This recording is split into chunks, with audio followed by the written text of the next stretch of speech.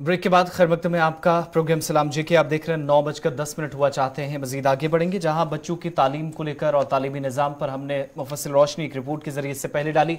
सरकार की तरफ से मजीद ये कोशिश की जा रही है कि जम्मू कश्मीर में जो बच्चे हैं उनको मकामी सतह पर ही कम से कम पढ़ाई का मौका मिले और कॉलेजेस के अंदर भी हायर एजुकेशन डिपार्टमेंट इसके लिए कोशिशों में लग गया है कि यूनियन टेरिटरी सतह पर मजीद ऐसे निजी कॉलेजों का क़याम अमल में लाया जाए ताकि एक प्लान के तहत बाहर जाने से नौजवानों को रोका जाए जो जम्मू कश्मीर से बाहर तालीम की गर्ज से जाते हैं। हायर एजुकेशन डिपार्टमेंट की जानिब से प्राइवेट यूनिवर्सिटियों के क़याम का बिल तैयार किया गया है।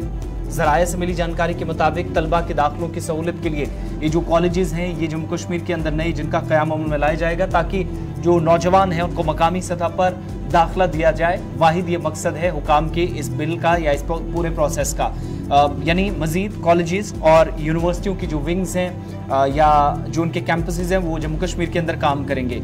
सरकारी आदादोशुमार के हर साल तकरीबन 60,000 से ज़्यादा स्टूडेंट्स जो हैं वो हायर सेकेंडरी स्कूल जो है हायर सेकेंडरी एग्जामिनेशंस पास करते हैं, यानी तकरीबन उनकी 12वीं मुकम्मल हो जाती है। हर साल ये आदादोशुमार हमारे सामने होते हैं और इसमें से तकरीबन 15 से 20 हज़ार ऐसे नौजवान हैं जो ग्रेजुएशन के लिए और पोस्ट ग्रेजुएशन के लिए जम्मू कश्मीर से बाहर जाने को तरजीह देते हैं, मुख्तलिफ यूनिवर्सिटियों के अंदर चले जाते हैं। तो क्यों ना उनके लिए प्लान ऐसा बनाया जाए सरकार के बकौल कि यहीं पर हमारे पास ज़्यादा कॉलेजेस हों, बेहतर सहूलियात हों, नई टेक्नोलॉजी जदीद सहूलियात का इस्तेमाल इन कॉलेजेस के अंदर हो और जम्मू कश्मीर हुकाम के मुताबिक कि जम्मू कश्मीर के अंदर जो प्राइवेट कॉलेज एक्ट है और SRO 339 जिसमें सरकार के पास ये इख्तियारात हैं कि वो इस तरीके से मजीद अगर जिसमें है कॉलेजेस के अंदर कोई तब्दीली लानी हो तो वो भी लाई जा सकती है ताकि एक फ्रेंडलियर माहौल एक पैदा किया जा सके इन कॉलेजेस के अंदर। दूसरा, यहाँ पर सहूलियात को बेहतर करके बच्चों को मकामी सतह पर दाखिला मिले, वाहिद मकसद ये है और इसके लिए सरकार मजीद कोशिशें कर रही है। इरफान फाजिल मजीद तफसीलात के हमारे साथ श्रीनगर से हैं। इरफान, क्या और कुछ कहा गया है?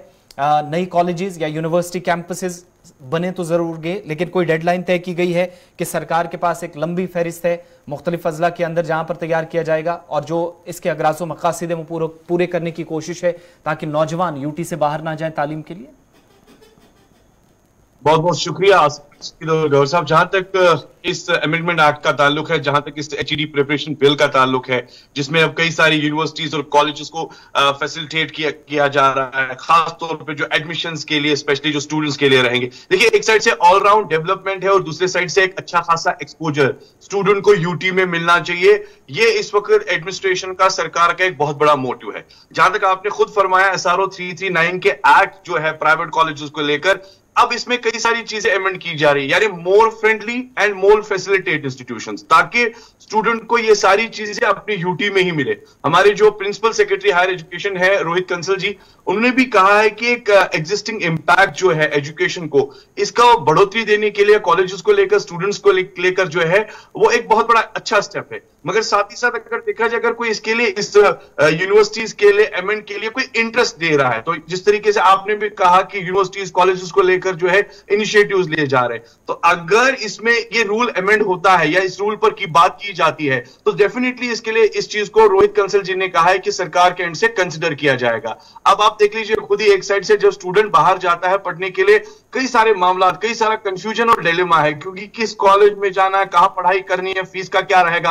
अब ये सारी चीजें अगर डिपिक्ट करेगी हमारे यूटी में ही, तो जाहिर सी बात है स्टूडेंट्स को मोर फैसिलिटेट और मोर इंफ्रास्ट्रक्चर एजुकेशन अपने ही यूटी में मिलेगा, यानी उसका एडमिशन जो है वो अपने यूटी में होगा और इसके साथ साथ जो पढ़ाई लिखाई के आगे कॉजेस या एमसीएम्स रहेंगे वो डेफिनेटली यूटी में ही रहेंगी। और बच्चे के साथ साथ जो पेरेंट्स हैं उनके मामला, खास तौर पे अगर बच्चा बाहर जाता है पढ़ाई के लिए, तो डेफिनेटली कई सारे कंफ्यूजन्स पेरेंट्स को भी खड़े हो जाते हैं कि वहां पर हमारा बच्चा सेफ है, मामला क्या है। अब यूटी सरकार का एक बड़ा इनिशिएटिव यह है कि वो इनवाइट कर रहे हैं मैक्सिमम लोगों को कि वो यूटी में ही कॉलेजेस और यूनिवर्सिटीज को और डेवलप करें, जिसमें हम अपने स्टैंडर्ड को बढ़ा सकते हैं। तो मुझे लगता है कि एक अच्छा ग्रेट इनिशिएटिव है और इस बात के लिए रोहित कंसल जी ने भी जो है काफी ज्यादा इस चीज को कंसिडर किया है और वेलकम किया है इस स्टेप को। आने वाले टाइम में इन चीजों को बढ़ाया जाएगा। बहुत बहुत शुक्रिया तफसीलात फराहम करने के लिए। ये जरूर कहा गया है कि मुख्तलिफ ऐसे रूल्स हैं जिनमें हो सकता है कि आने वाले दिनों में तरमीम हो, और SRO 339 339 का जो जिक्र किया गया है, इसके तहत कॉलेजेस के अंदर तब्दीलियां लाई जा सकती हैं। और कॉलेजेस एक्ट जम्मू कश्मीर के अंदर है, तो उस हिसाब से भी कवायद और ज़वाबित को सामने रखते हुए इन तब्दीलियों को देखा जा रहा। अब अगर कहीं पर तरमीम की जरूरत पड़ी तो उसमें यह है कि इंफ्रास्ट्रक्चर हमारे पास कितना है, क्योंकि सरकार मानती है इन नए कॉलेजेस के कयाम से यूनिवर्सिटी कैंपसेस या जो बनते हैं, यूनिवर्सिटियां बनती हैं निजी सतह पर, थोड़ा सा मुश्किल ये ज़रूर होगा। जो इस पर माहिरीन अपनी राय रखते हैं कि तालीम, चूंकि आजकल के वक्त में शायद आज वो दौर नहीं रहा जहां पर इतने कम खर्चे में गवर्नमेंट या प्राइवेट इंस्टीट्यूशंस के अंदर आप तालीम हासिल कर सकें। लेकिन सरकार ये मानती है कि इतनी फैसिलिटीज या इतने बेहतर तरीके से कम पैसे में इतनी सरकार के पास होंगी अवेलेबल कि जहां पर ये जो बाहर तकरीबन 15 से 20 हजार बच्चे चले जाते हैं सालाना, 50 से 60 हजार बच्चों में से उस तादाद को कम से कम किया जा सकता है। बाहर भी जाएं अच्छी तालीम के लिए, ऐसा नहीं, लेकिन क्यों ना वो फैसिलिटी यूनियन टेरिटरी सतह पर ही लागू करके उसी पर काम हो, उन्हीं कवायद और ज़वाबित के मुताबिक यूटी सतह पर इन कॉलेजेस में बच्चों को दाखिला दिया जाए। ये तरजीहात में इस वक्त शामिल है। बहरहाल देखने वाली बात यह होगी, अभी तैयारी तो की गई है, प्लान को हतमी शक्ल देने के बाद इसको जमीन पर कितना जल्द और कितना मजबूती के साथ उतारा जाता है, ये एक बड़ा चैलेंज भी सरकार के सामने होगा, क्योंकि बुनियादी सवाल इंफ्रास्ट्रक्चर का है। इशफाक, दरअसल ये जो इन्वेस्टमेंट वाला मामला है, और बहुत पहले ये कहा गया था कि जब हमने विंडो खोल दी है, तो उसकी विंडो खोलने का फ़ायदा ये हुआ कि नेशनल लुकअप पर जो रजिस्टर्ड UGC रजिस्टर्ड यूनिवर्सिटियाँ हैं, उन्होंने जम्मू कश्मीर इंतज़ामिया के साथ राब्ते किए हैं, और माना जा रहा है कि आने वाले दिनों में वो अपने कैंप ऑफिस यहाँ पर खोलेंगे। कुछ कॉलेज आ रहे हैं, कुछ कॉलेज खुद बन रहे हैं यहाँ पर, प्राइवेट कॉलेज। उससे ये निज़ाम तालीम जो है वो बेहतर होने की उम्मीद जो है वो लगाई जा रही है। जी आसिफ, चलिए आगे बढ़ते हैं। बच्चों के हवाले से बात हो रही है, तो एक और स्कीम सरकार की तरफ से शुरू कर दी गई है, और स्कीम का फायदा बच्चों को बहुत सारे इलाकों में मिलता भी रहा है। कुछ इलाकों में शिकायत थी, वो क्वालिटी पर थी। स्कीम है मिड डे मील। ये वो स्कीम जो मरकजी सरकार ने शुरू की थी, और मुख्तलिफ सरकारी स्कूलों के अंदर आज के वक्त में भी इस स्कीम के तहत जो है वो बच्चों को दोपहर का खाना दिया जाता है। प्राइवेट इंस्टीट्यूशंस अभी इस स्कीम से दूर हैं, लेकिन जो मिड डे मील की स्कीम है ये सरकारी स्कूलों में जरूर शुरू की गई थी। लेकिन अब एक बड़ी तैयारी की गई है। बच्चों की माएँ अपनी तजावीज़ इस हवाले से देंगी कि क्या बच्चों को स्कूलों के अंदर खाना सही मिलता है या नहीं। माँ मिड डे मील के मयार की जांच करेगी, और इस मदर फूड स्कीम का आगाज जम्मू कश्मीर के अंदर किया गया है। 100 उसातिज़ा भी जो तरबियत हासिल करेंगे, ये एक नया इस बार सरकार की तरफ से जो है वो प्लान तरतीब दिया गया है। माँ यूनियन टेरिटरी के स्कूलों में मिड डे मील स्कूल के तहत या स्कीम के तहत फराहम की जाने वाली जो खाना है उसकी जांच करेगी, यानी क्वालिटी क्या है खाने की, क्वालिटी ऑफ फूड उसको चेक किया जाएगा। इसके लिए हर स्कूल में बच्चों की माओं का एक ग्रुप बनाया जाएगा। आपने इससे पहले देखा होगा कि स्कूल के सरबराह को सबसे बड़ी जिम्मेदारी दी जाती थी कि आप चेक करें कैसा खाना आता, तैयार कैसे होता, साफ सफाई का, हेल्थ एंड हाइजीन का क्या वहाँ पर ख्याल रखा जाता है या नहीं। लेकिन मिड डे मील स्कूल के लिए सही मानों में नफाज के लिए अब माओं को भी एक बड़ी जिम्मेदारी दी जाएगी, और हर एक स्कूल में माओं का एक ग्रुप बनाया जाएगा। ये हमारे पास जानकारी है। यूटी में जो मातृ भोजन योजना है वो नाफिज कर दी गई है, और स्कूलों के अंदर ज़ेर तालीम जो बच्चे हैं उनकी माएँ स्कूल में पकने वाले खाने के मयार को चेक करेंगी और अपनी तजवीज़ भी देंगी। यानी अगर आपको कहीं गड़बड़ी लगती है, खाना ठीक नहीं है, बच्चे की सेहत पर मुज़र असरात मुरतब हो रहे हैं, साफ़ सफाई का ख्याल नहीं रखा गया है, और इसमें क्वालिटी के साथ कोई कॉम्प्रोमाइज़ किया गया है, तो माएँ इस पर तजवीज़ सरकार को देंगी। इसके साथ अक्षय पात्रा NGO जो कि जम्मू और सांबा ज़िले में मिड डे मील तैयार करेगा, ये भी एक इसी प्लान का हिस्सा है। लेकिन मदर फूड स्कीम के नफाज से बदलेगा क्या, इस पर हमारे साथ तफसीलात के लिए गुलिस्तान न्यूज़ नुमाइंदा साहिल इकबाल हैं। साहिल, ये जो मिड डे मील स्कूलों के अंदर मिलता था, ये जो स्कीम के तहत खाना मिलता था, अब बच्चों की माओं की एक जिम्मेदारी होगी कि उनके ग्रुप्स तश्कील दिए जाएंगे। सिर्फ तजवीज़ ही उन्हें देना होगी, या उसमें उनके पास इख्तियारात भी होंगे कि वो खाना अगर कहीं पर ख़राब है तो वो उसमें खुद भी अपने लेवल पर वो ठीक कर सकती हैं चीज़ें। क्या क्या इसमें और डिटेल्स दी गई हैं स्कीम के हवाले से? बिल्कुल आसिफ, देखिए जब से मिड डे मील स्कीम जो है मुतारफ करवाई गई है जम्मू कश्मीर में, या मुल्क भर में। उसके बाद से हम देख रहे हैं मुख्तलिफ ऐसी हम तक खबरें पहुंची जब ये कहा गया कि मिड डे मील में जो खाना बनाया गया था वो सही नहीं था, उसकी वजह से जो बच्चे वहां पर पढ़ रहे हैं स्कूलों में वो बीमार हो गए। मुत्तज़ा इस तरह की हमने खबरें भी अपने चैनल पे चलाई होंगी, अगर हम जम्मू कश्मीर की ये खास तौर पर बात करें। और अब इसको ठीक करने के लिए जो लेफ्टिनेंट गवर्नर इंतजामिया है वो एक स्कीम मुतारफ करवा रही है। इसका स्कीम का जो नाम रखा गया है वो मदर फूड स्कीम है, या यूं कहें कि मातृ भोजना स्कीम। तो इस स्कीम के तहत तमाम जितने भी स्कूल हैं जम्मू कश्मीर के, वहां पर जो माएँ हैं, यानी जो बच्चे वहां पर पढ़ रहे हैं उनकी माएँ हैं, उनका एक ग्रुप फॉर्म किया जाएगा, एक ग्रुप बनाया जाएगा। और उस ग्रुप का जो काम रहेगा वो ये रहेगा कि वो स्कूलों में बन रही ये मिड डे मील्स जो हैं उनकी क्वालिटी जो है चेक करें, ताकि इस तरह का जो नाकस खाना वहां पर बनाया जाता था जिसके बाद फिर बच्चे बीमार पड़ जाया करते थे, उस चीज को जो है अब उस पर एक रोक लगाई जा सके। हालांकि अभी ऑर्डर में वाज़ेह तौर पर ये नहीं लिखा गया है कि माओं को इससे ज्यादा इख्तियारात दिए गए हैं कि वो वहां पर उसको ठीक कर सके या ना कर सकें, लेकिन इतना जरूर कहा गया है कि मदर्स का एक ग्रुप जो है फॉर्म किया जाएगा और उनका काम वहां पर जो खाना बन रहा है उसको उसकी जांच करना है, उसकी क्वालिटी की जांच करना है।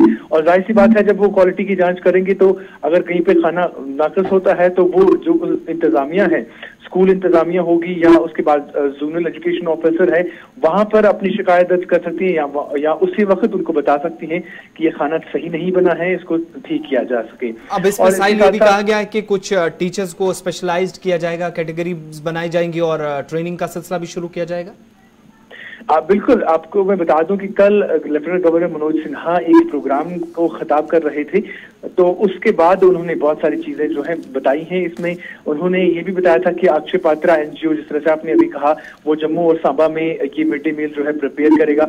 और लेफ्टिनेंट गवर्नर मनोज सिन्हा ने ये भी कहा था कि आओ स्कूल चले अभियान के तहत ये सारी चीजें जो है अमलाई जा रही हैं। उन्होंने मजीद ये भी कहा था जो स्कूल्स में बच्चों की इनरोलमेंट, यानी जब गवर्नमेंट स्कूल्स में बच्चों की इनरोलमेंट के हवाले से भी उन्होंने कहा था कि 1.65% जो 2021-22 में स्टूडेंट्स जो है इनरोल हो रहे थे उसमें इंक्रीज आया है 14.5% के तहत अब जो है बच्चे गवर्नमेंट स्कूल में इनरोल हो रहे हैं। इसके साथ साथ उन्होंने तलाश ऐप का भी नाम लिया था और बताया कि तलाश ऐप के तहत 93,000 ऐसे स्कूल ड्रॉप आउट्स हैं, यानी जिन्होंने बीच में ही अपनी पढ़ाई छोड़ दी, उन स्टूडेंट्स को जो है आइडेंटिफाई किया गया है और बहुत जल्द उन स्टूडेंट्स को वापस स्कूल लाने की कोशिश की जा रही है और उनको स्कूल में वापस दाखिला दिया जाएगा। इसके साथ साथ वोकेशनल ट्रेनिंग्स जो हमारे ट्राइबल्स होते हैं, जो जंगलों में चले जाते हैं कुछ एक महीने के लिए अपने मवेशियों को लेकर, उनके बच्चों को जो वोकेशनल ट्रेनिंग जो दी जाती है या दूर दराज इलाकाजात में उनको जाकर ट्रेनिंग दी जाती है, और उसके हवाले से भी उन्होंने कहा कि 14 मुख्तलिफ जो ट्रेड्स हैं उनको कायम किया गया है और इसके तहत जो है 70,000 स्टूडेंट्स जो है 714 गवर्नमेंट स्कूल्स ऐसे कायम किए गए हैं जिनमें उनको भी तालीम हासिल की जा रही है, दी जा रही है। और टीचर्स के बारे में जिस तरह से आपने कहा, उन्होंने उनका जिक्र करते हुए भी कहा कि जम्मू कश्मीर में 100 ऐसे टीचर्स हैं जिनको नामजद किया जाएगा और उनके लिए बेहतर ट्रेनिंग के लिए उन्हें जम्मू कश्मीर से बाहर जो स्टेट्स हैं वहां पर भेजा जाएगा ताकि वो अच्छी ट्रेनिंग हासिल कर सकें और उसके बाद वापस आकर अपने स्कूलों में उस ट्रेनिंग को जो है अमला सकें। इसके साथ साथ उन्होंने स्टीर के हवाले से जो एंगेजमेंट ऑफ एजुकेशन रीइंफोर्समेंट के हवाले से उन्होंने कहा कि टीचर्स और स्टूडेंट्स में जो स्ट्रेंथन करने की जो काम है वो भी जोरों शोरों से है। तो कुल मिलाकर एजुकेशन, यूं कह सकते हैं कि एजुकेशन का जो डिपार्टमेंट है, एजुकेशन को मजीद बेहतर और मजीद मुस्तकम बनाने के लिए ये सारे इक़्तिदाम उठाए गए हैं और इसी को बयान जो है लेफ्टिनेंट गवर्नर मनोज सिन्हा कल एक खिताब में कर रहे थे। बहुत बहुत शुक्रिया तफसीलात फराहम करने के लिए। तो नई स्कीम का आगाज हुआ है और जम्मू कश्मीर के अंदर बेहतर तरीके से स्कीम का नफाज हो, जो ऑलरेडी मरकज की मुआवनत से चल रही थी, वो थी mid day meal school.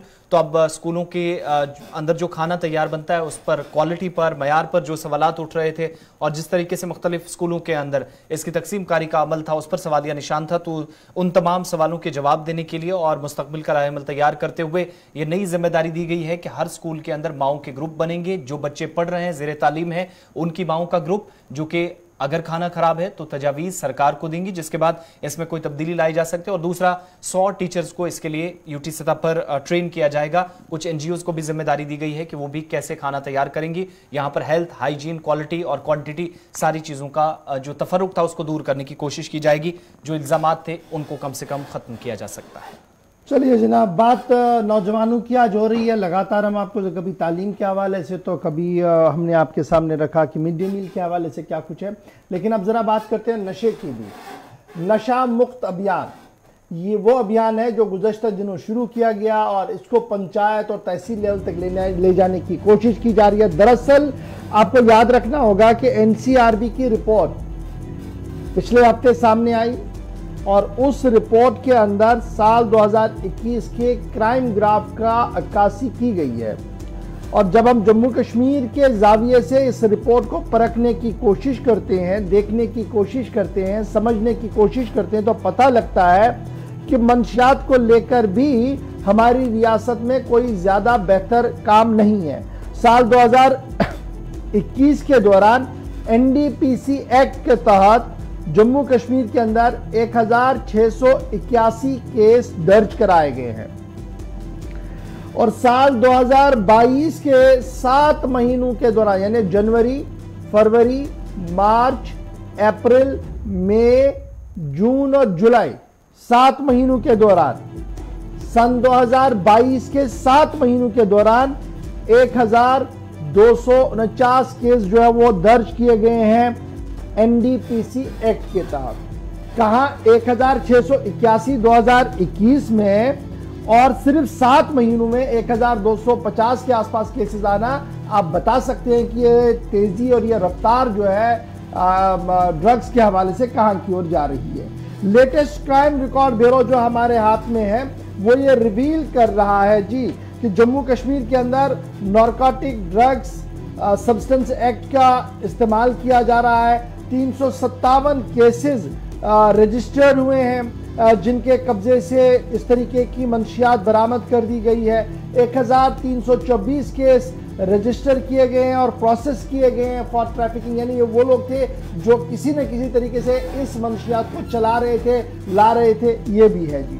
Jammu Kashmir की सूरत हाल को क्लोजली मॉनिटर किया जा रहा है क्योंकि इसे माना जा रहा है कि ये जी गोल्डन क्रीसेंट है, क्योंकि 80% जो अफीम है, माना जा रहा है कि जम्मू कश्मीर की सिचुएशन को क्लोजली मॉनिटर किया जा रहा है क्योंकि 80% अफीम जो है उसका असर जम्मू कश्मीर के अंदर देखने को मिल रहा है। यानी जो उगतिया है जम्मू कश्मीर के अंदर, वो जम्मू कश्मीर के अंदर ही इनटेक भी होता है। ये भी एक बड़ा सवाल है। और फिगर जो कंपाइल किए गए हैं ड्रग डी एडिक्शन सेंटर की तरफ से, जो सरकारी तौर पर जीएमसी श्रीनगर के अंदर चल रहा है, उनका मानना है कि 340% केसों में जंप हुआ है जी ड्रग एब्यूज के अंदर, और साल 2019 के मुकाबले में, साल 2020 के मुकाबले में। और साल 2019 में 3850 हीरोइन के केसेस इस्तेमाल, हीरोइन इस्तेमाल किया गया, आईवी लगाया गया जी,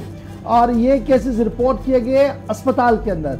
और इसी तरीके से 2021 के अंदर ये नंबर जो है वो पहुंचा है 13,200।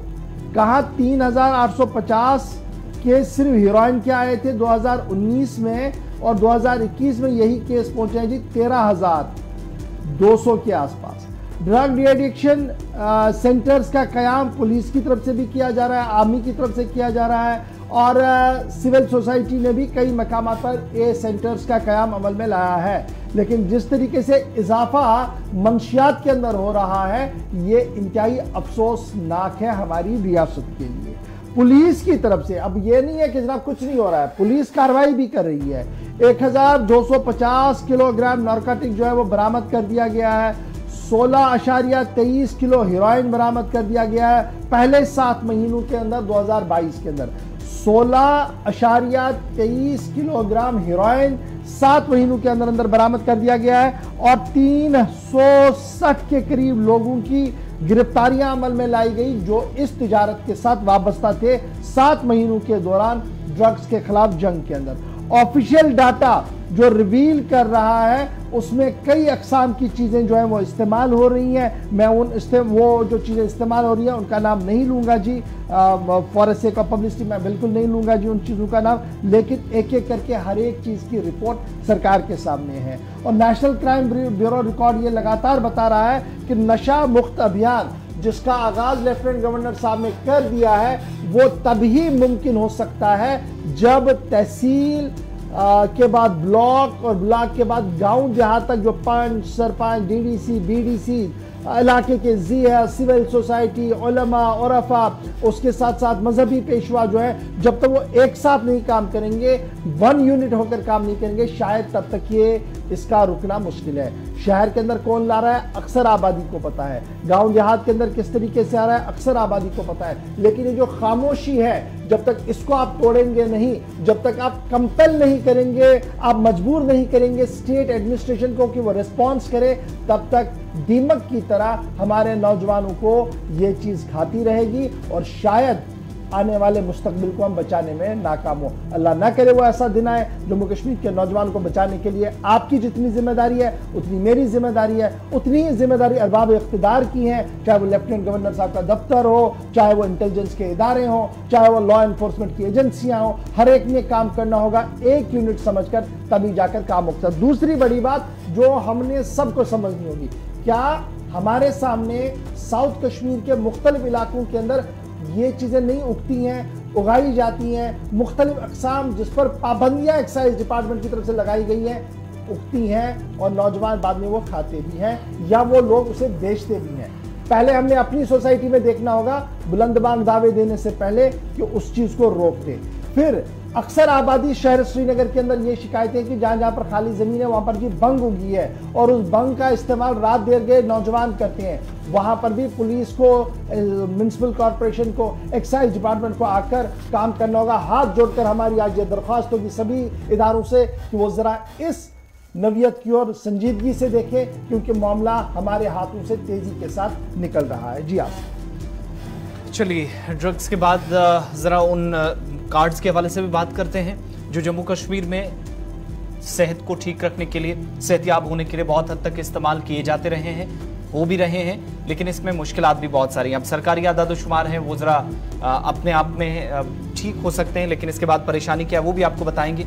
आयुष्मान भारत स्कीम के तहत जम्मू कश्मीर में जो सेहत स्कीम के तहत भी काम हुआ, गोल्डन कार्ड जिन लोगों को अभी तक दिए गए, तो जम्मू कश्मीर यूटी के दोनों सूबों में अभी तक सरकार के आदाद-ओ-शुमार के मुताबिक तकरीबन जो रजिस्ट्रेशन का अमल है वो जारी है, लेकिन अब तक 97,17,471 अफराद में से 75,01,173 लोगों को गोल्डन कार्ड्स दे दिए गए। यानी जो रजिस्ट्रेशन चल रही है 97,17,000 से ज्यादा लोगों को रजिस्टर किया गया, 75,01,173 अफराद जिनने गोल्डन कार्ड्स ले लिए। अभी भी इन आदाद-ओ-शुमार को देखेंगे तो ये जो फिगर्स हमारे सामने हैं, 22,16,298 अफराद गोल्डन कार्ड्स हासिल करने से फिलहाल इस वक्त दूर हैं। आयुष्मान भारत की या स्कीम के तहत हुकूमत की जानिब से जो आदाद-ओ-शुमार इस हवाले से दिए गए हैं, यूटी में 25 लाख जो मंजूर शुदा 25,05,625 कुंबे हैं, इनमें से 22,14,102 कुंभों में एक फर्द ने यानी कम से कम घर के एक मेंबर ने, किसी एक ने गोल्डन कार्ड नहीं बनाया है। ये अब तक 25 लाख के आसपास लोग हैं, जिसका मतलब ये हुआ कि तमाम फैमिलीज को कवर नहीं किया गया। अब ये भी है कि साउथ कश्मीर से शुरुआत आप करते हैं तो 3-4 डिस्ट्रिक्ट ऐसे हैं जहां पर सरकार मानती है जो सेट टारगेट था, तय अहदाफ थे, उन तक वो पहुंचने में बहुत हद तक कामयाब हुई है। आदाद-ओ-शुमार को मजीद जब हमने खंगाला तो पता चला कि 2,91,523 कुंभों में किसी ने भी अभी तक गोल्डन कार्ड नहीं लिया है। तकरीबन जो फैमिली वाइज जब ये देखा जाता है कि हर फैमिली में कितने लोगों को गोल्डन कार्ड मिला है, ओवरऑल जब आप देखते हैं एक लाइन में इसको अगर आप समझेंगे तो तकरीबन 23 लाख से ज्यादा लोग या 23 लाख से थोड़ा सा नीचे हो सकते हैं आदाद-ओ-शुमार जो अभी भी लोग हैं आज के वक्त में जिनको गोल्डन कार्ड नहीं मिला है, लेकिन 75 लाख से ज्यादा लोगों को दिया जा चुका है, ये सरकार बता रही है। श्रीनगर जिले में 2,23,000 से ज्यादा लोगों को अब तक जिनके रजिस्ट्रेशन के बाद कार्ड जिनको दिए गए। इसी तरीके से बारामूला दूसरे मकाम पर है। इसी तरीके से मजीद आगे बढ़ते हैं तो जम्मू के अंदर जम्मू सूबा जहां सबसे ज्यादा कार्ड्स अभी तक दिए जा चुके हैं। सेंट्रल कश्मीर के बडगाम में 1,57,000 से ज्यादा लोगों को गोल्डन कार्ड्स दिए जा चुके हैं। 2,20,000 से ज्यादा गोल्डन कार्ड जो हैं वो वादी कश्मीर के अंदर, नॉर्थ कश्मीर में, बारामूला के अंदर और बांडीपुरा के अंदर इसी तरीके से दिए गए हैं। कुल मिलाकर बारामूला में चूंकि आबादी के हिसाब से भी और जियोग्राफी एतबार से भी देखेंगे तो काफी बड़ा डिस्ट्रिक्ट आता है, तो उस हिसाब से यहाँ एज कंपेयर टू बाकी डिस्ट्रिक्ट जो हैं वादी के, तो यहाँ पर ज्यादा कार्ड्स दिए गए हैं। लेकिन 25 लाख के आसपास ऐसे लोग हैं जिनमें सरकार मानती है कि घर का कोई ना कोई एक ऐसा फर्द है जिनको अभी तक गोल्डन कार्ड नहीं मिला है, नहीं बन सका है। वहीं तकरीबन 23 लाख के आसपास ऐसे लोग हैं जिनको ये गोल्डन कार्ड्स मिल चुके हैं, बल्कि मिलना बाकी है। 75 लाख से ज्यादा को दिए जा चुके हैं। कुलगाम जिला ऐसा है जहां पर आयुष्मान की जो स्कीम सेहत है, इसके तहत गोल्डन कार्ड्स के रजिस्ट्रेशन के लिए 89,044 कुंभों को जो टारगेट रखा गया था सरकार की तरफ से डिस्ट्रिक्ट एडमिनिस्ट्रेशन ने, लेकिन 5,844 कुंभों को शामिल किया गया। इस तरह जिले में तकरीबन 94,888 कुंभों में रहने वाले जो तकरीबन 3,71,000 अफराद हैं, उनको अभी तक ये जो गोल्डन कार्ड्स हैं वो बनाए गए हैं। लेकिन एक बड़ी आबादी कुलगाम डिस्ट्रिक्ट के अंदर जो सेट टारगेट था उस तक इंतजामिया अभी तक नहीं पहुंच सकी है। लास्ट पे आप देखेंगे तो गोल्डन कार्ड्स कैसे तैयार किए जा सकते हैं, वेबसाइट हमारे सामने है setu.pmgai.gov.in सरकारी वेबसाइट है, वहां पर आप रजिस्ट्रेशन भी कर सकते हैं। और ये भी गोल्डन कार्ड्स को तैयार करने का जो अमल है मुकम्मल करने के लिए खुसूसी मुहिम का भी इनेकाद किया गया है। मुख्तलिफ हिस्सों के अंदर लोगों को कहा गया, जो आज के वक्त में भी जारी है, कि अगर किसी को इस हवाले से पता नहीं है कि कैसे वो खुद को सेहत स्कीम से रजिस्टर करा सकता है या इसके तहत जुड़ सकता है, सरकार से फायदा उठा सकता है, उन लोगों को भी इस हवाले से बेदार किया जाता रहा है वक्तन फक्तन। मगर सारी बात यहाँ पर आकर टिकती है कि जो पिछले दिनों भी हमने एक प्रोग्राम में, एक सेगमेंट में आपको बताया था कि ये कार्ड्स तो दिए जाते हैं, लेकिन कितने हॉस्पिटल्स ऐसे हैं जहां पर इन कार्ड्स को एक्सेप्ट किया जाता है। निजी स्कूलों पर सबसे ज्यादा जो इल्जामात थे, जिसके बाद इंतजामिया ने कुछ इलाकों में कार्रवाई की, लेकिन बहुत सारे इलाकों से आज भी जब ये सरकारी आदादोशुमार, ये रिपोर्ट आपके सामने रख रहे हैं, उस वक्त भी ये बताया जा रहा है कि बहुत सारे ऐसे इदारे हैं जो आज के वक्त में भी मरीजों को बगैर इलाज के यहाँ से वापस भेज देते हैं, या फिर ये जो रेफर करने का सिलसिला है from private to government hospitals, ये आज के वक्त में भी जारी है। बहरहाल सरकार बताती है कि कुल आबादी में से 75 लाख से ज्यादा लोगों को अभी तक ये गोल्डन कार्ड जो है सेहत स्कीम आयुष्मान भारत की, मरकजी सरकार की, और उसके बाद जम्मू कश्मीर सतह पर जो शुरू हुई 2020 में वज़ीर आज़म नरेंद्र मोदी की तरफ से हरी झंडी दिखाकर रवाना किया गया, बल्कि जो आगाज किया गया था स्कीम का, उसके बाद से अब तक ये सिलसिला चल रहा है। इशफाक, चलिए जनाब, यहाँ पर छोटा सा ब्रेक होगा जी। ब्रेक के उस पार आएंगे तो आपको बताएंगे कि दाखिला वजीर साहब का क्या कुछ बयान आया है जेल खानों को लेकर। मजीद कुछ आलमी खबरें आपको बताएंगे, क्योंकि तीसरे पड़ाव पर हम आ गए हैं। चंद लम्हात के फौरन बाद आपके सामने दोबारा हाजिर खिदमत रहेंगे। आप और हम गुफ्तगू भी करेंगे, आपकी आवाज़ को हुकूमत तक पहुँचाएंगे भी चंद लम्हात के फौरन बाद। उम्मीद है कि आप हमारा साथ देंगे। छोटा सा ब्रेक।